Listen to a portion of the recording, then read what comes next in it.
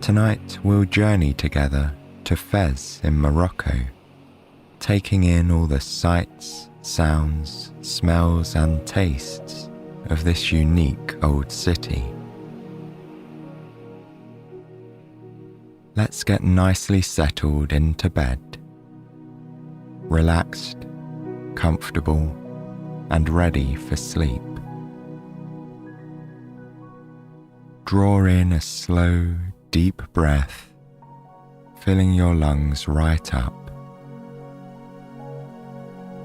and enjoy the feeling of letting it go with the out-breath. It's time to say goodbye to the day, to gently welcome the peace and quiet of night, and to be appreciative for the opportunity to rest. Whatever came your way today, you've made it through, just as you always do. No matter how big or small, there would have been moments of accomplishment today, and no doubt there may have been some moments that challenged you as well. But here you are, at the end of another day, and you ought to be proud. We all know it isn't always easy being human. We have a heck of a lot to contend with, both outwardly and inwardly. So never underestimate just how well you're doing and the positive impact your presence has in our world.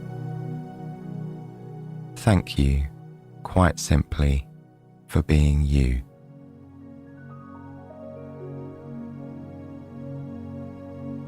As you continue making your way into sleep, just rest your attention on the sound of my voice and imagine the beautiful city of Fez that we're about to enter.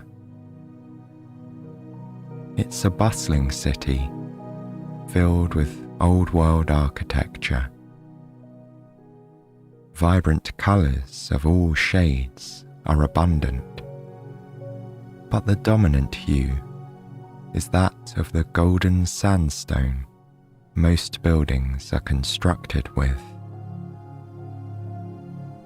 This is Fez, and it's here in a quiet courtyard that our story begins.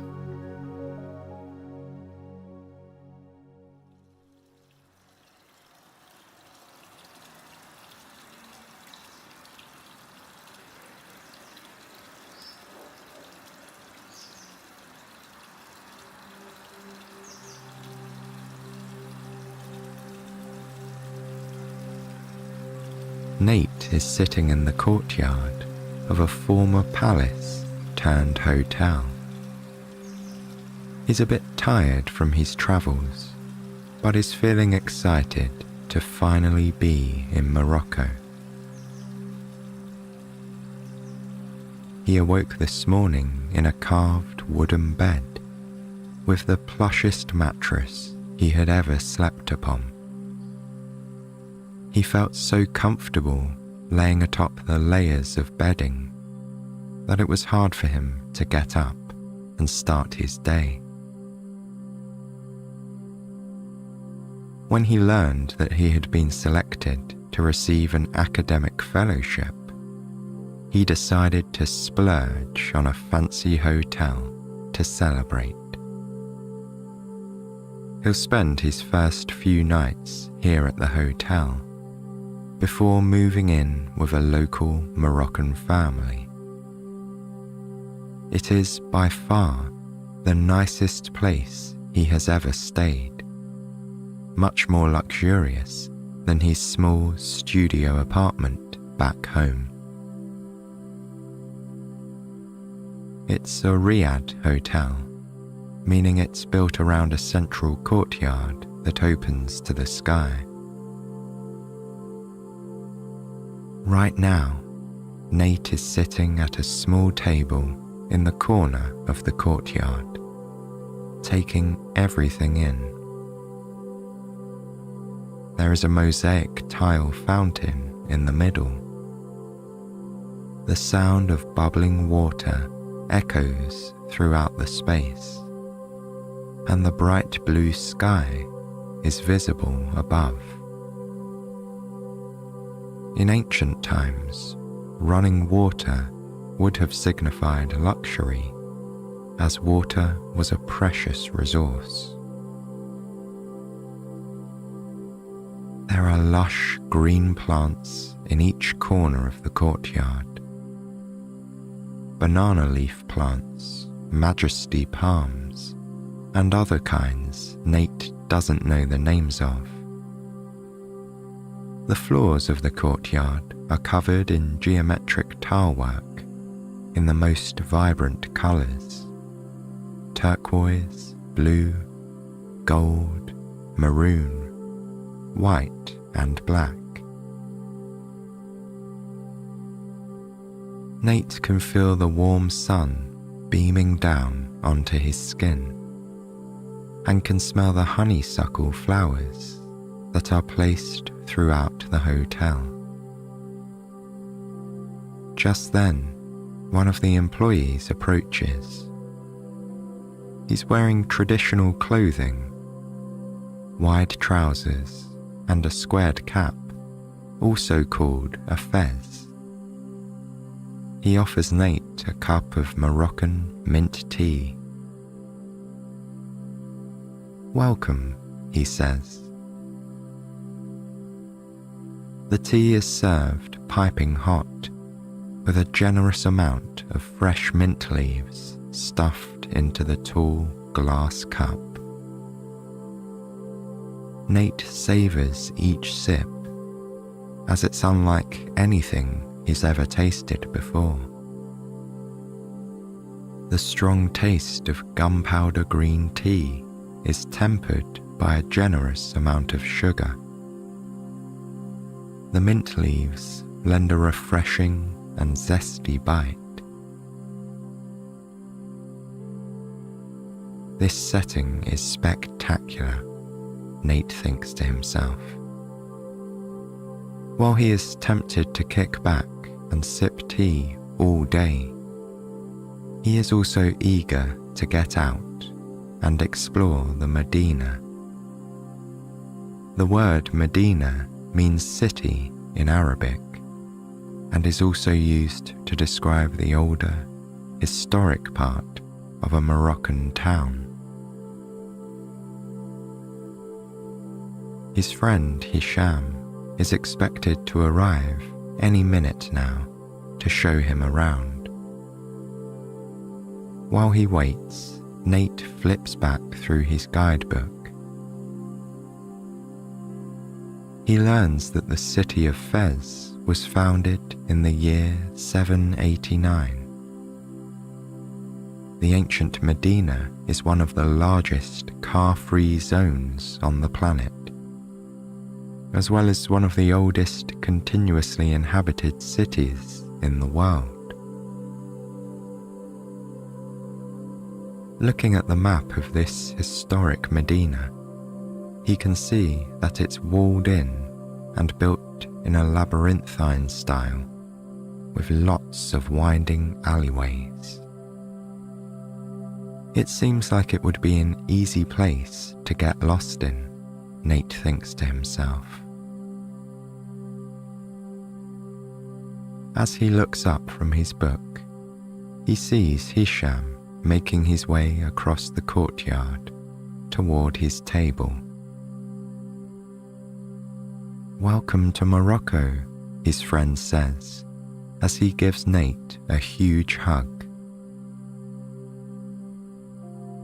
Hisham is a history student here in Fez. The two met when he was studying abroad a few years ago, and have remained good friends ever since. As two history enthusiasts, they are both fascinated by this wonderfully complex city. Hisham had previously explained its layout to Nate. He described how the city was built in 5 layers, and how 5 was a holy number in Islam. Now that they're together, Nate wants Hisham to show him each layer as they walk through the old city. "Are you ready for your insider's tour of Fez?" Hisham asks. Nate nods. Definitely. As they step outside of the hotel, they find themselves in a narrow alleyway. The clay walls of the corridor are baking in the hot sun, emanating an earthy, muddy smell. The fragrance of fresh spices and home cooking are layered on top of the hot clay scent, creating a truly unique sensory experience. Motorcycles zip by alongside shuffling pedestrians. In the distance, there is the clopping sound of a donkey pulling a cart. Hisham hands Nate some mint sprigs and tells him to hold them close to his nose. As the donkey cart approaches, they can see that it is full of sheep hides en route to the tannery. "The mint leaves really come in handy," Hisham tells Nate, smiling. The main path through the medina is narrow and seems to angle slightly down, as if they are currently standing at the high point. Hisham pulls Nate aside and reminds him that the first layer of the city is the cemetery. On the hillside above the medina are the Myrinid tombs. The Myrinids were a dynasty that ruled Morocco from the 13th to the 15th centuries. The tombs are purposely built beyond the city limits. He goes on to explain that they are now standing in the second layer where people live. There are lots of family homes and hotels in this area. Hisham points out some wooden arched doorways that are flush with the clay walls of the alleyways. The facades are modest, but beyond the simple doorways are beautiful riads. In other parts of the medina, there are apartments that have elegantly carved wooden balconies. The two friends begin to meander further down the alley, and after a few minutes of walking, they smell the comforting scent of freshly baked bread. To the left, there is an opening in the wall with some steps down into a bakery. There is a big clay oven and a man standing outside of it with a long wooden paddle. A number of women crowd around the opening, waiting for their orders to be ready. Hisham explains that communal bakeries are quite common in Morocco, and that women will bring their own dough to the baker for him to bake. Hisham hands the man a few dirhams and buys some for Nate to try. As Nate pulls off a piece, fresh steam pipes out of the bread into the already hot air. He closes his eyes to savor the experience and smiles with satisfaction. Shortly thereafter, Hisham and Nate keep walking, winding down the Tala Kabira, the main path through the Medina. They pass through the food markets, where a whole new alchemy of smells presents itself. They continue on next to butcher stalls, past people selling fried potato dumpling sandwiches, and spice shops where the spices are proudly displayed in conical formations. Nate notes deep red paprika, bright orange turmeric, pungent cumin, dried red peppers, and even ras al hanout. It's Morocco's famous blend, containing upwards of 30 different spices. Nate also sees huge jars filled with dozens of types of olives and preserved lemons, and 2-litre bottles full of thick, cloudy olive oil. The smells all blend together into a tantalizing mix of spiciness, fermentation, frying oil, hot clay, citrus, and more. Hisham sees Nate peering around wide-eyed, as if he were trying to decide what he wanted to eat first. Hisham explains that this is the third layer of the city, where you will find all the food markets and restaurants. He walks away and comes back a few minutes later with a makuda sandwich for Nate. He tells him that this is his favourite thing to eat here. Makuda are spiced potato dumplings that are deep fried and delicious. Here in Fez, they are added to sandwiches with a fried egg and some melted cheese. According to Hisham, they are the ultimate comfort food, and something Nate must know about while he's living here in Fez.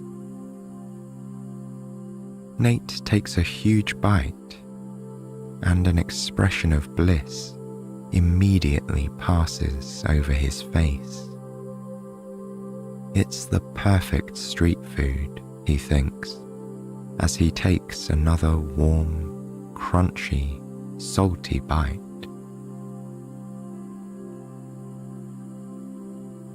The pair ambles onwards, winding further into the Medina.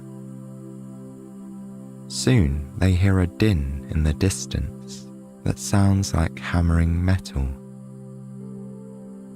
A few steps further, and they can see where the sound is coming from. A handful of coppersmiths, both teachers and students alike, working on their exquisite pieces.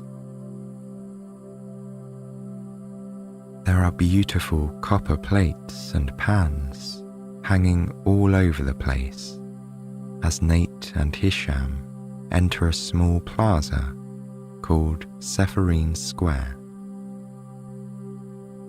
The little shops around the courtyard display the most intricately designed metal lanterns, teapots, cups, and even tagines. Each item has different etched and hammered metal patterns. As they turn around, they notice a man seated on the ground who has stopped hammering a bowl to greet them. He offers them both a cup of tea and gestures for them to sit down.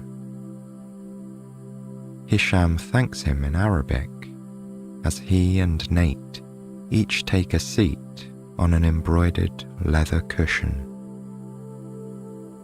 Curled up on a third cushion beside them is a little white kitten, purring softly as it sleeps. Hisham proceeds to tell Nate that they have almost arrived at the heart of the Medina. He introduces Nate to the crafts quarter, here in the fourth layer of the city. It is adjacent to the dyer's souk, where textiles are coloured with natural dyes made from lapis lazuli, henna, beets, saffron, and indigo. In the other direction are the ceramics, which are very famous in Fez. Fez's ceramics are known for a style of white glaze with very detailed ultramarine blue motifs. In Marrakesh, the clay is red, but in Fez, it is white. A bit further onwards is the leather souk, where finished products from the tannery are sold. And Serene Square is where the metalsmiths work. Not too far away are the woodworkers. They carve cedar wood and inlay mother of pearl. These pieces are famous around the world. Fez is known as the craft capital of Morocco and is full of artisans who are dedicated to preserving its rich artistic traditions. Typically, artisans will teach their children, starting when they are very young, and the craft is passed down through the family lines. Nate looks in awe at everything he sees around him. As a historian, he is fascinated by the practice of passing down crafts from one generation to the next. Seeing the commitment to preserving culture and tradition is wonderful to him. Nate decides to purchase a metal teapot from the man to remember his hospitality and this special tour on his first full day in Fez. The teapot is hammered silver and is very shiny. The metal handle is covered by a hand-sewn pot holder of a person in traditional Moroccan clothing, a long robe and a square hat. The amount of charm and craftsmanship present in this one object is remarkable, Nate thinks. He will always remember this day with Hisham and his first tour of Fez when he looks at it. The din of hammering continues in the background, and now the kitten is awake and batting a piece of yarn across the floor.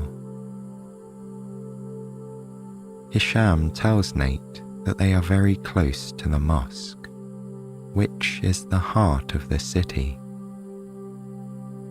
Fez is also known as the spiritual centre of Morocco, and the great mosque, Al-Karawiyan, is at the centre of Fez, just ahead.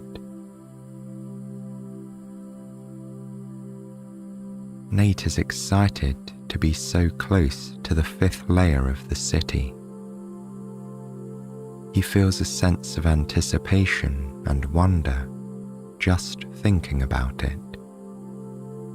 He has studied this area extensively, and his research will bring him back here many more times while he's living in Fez. They finish up their tea at the coppersmith's shop and thank him before leaving and walking down to see it. Moments later, the call to prayer begins to echo from the mosque. As they get closer, the mosque comes into view, and it is absolutely beautiful. Around Nate and Hisham, people make their way down towards the mosque for afternoon prayers. The call to prayer reverberates all around, as though broadcast in surround sound, as other nearby mosques also chime in.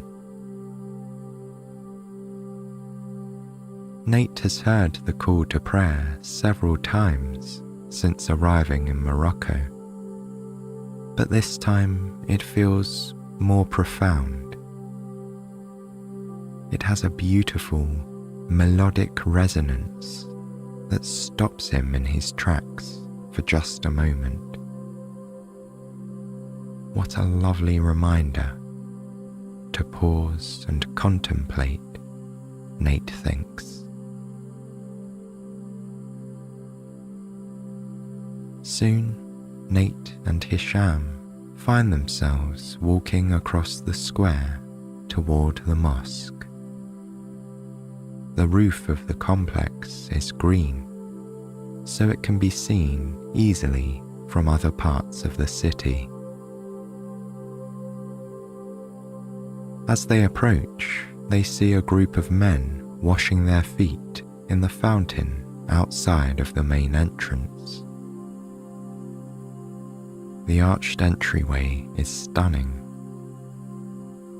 The door is made of carved and painted wood, surrounded by ornate stucco and tile work. Inside is a courtyard, and beyond that appears to be the prayer hall. Nate knows that as a non-Muslim, he must wait outside to be respectful. Hisham stays with Nate to explain what is unfolding in front of them. He shares that Muslims pray 5 times a day. The call to prayer is a reminder that it is time to stop what you are doing and take a few minutes to pause. If you are near a mosque, you can pray there, or you can stay wherever you are and simply observe a few moments of peace. This particular place is very famous and is considered to be one of the holiest sites in all of Islam. Al-Qarawiyyin is more than just a mosque. It is also an institute of learning. This complex was originally founded in the 9th century and has been a very special place ever since, Hisham says. People come here from all over the world to visit this sacred site.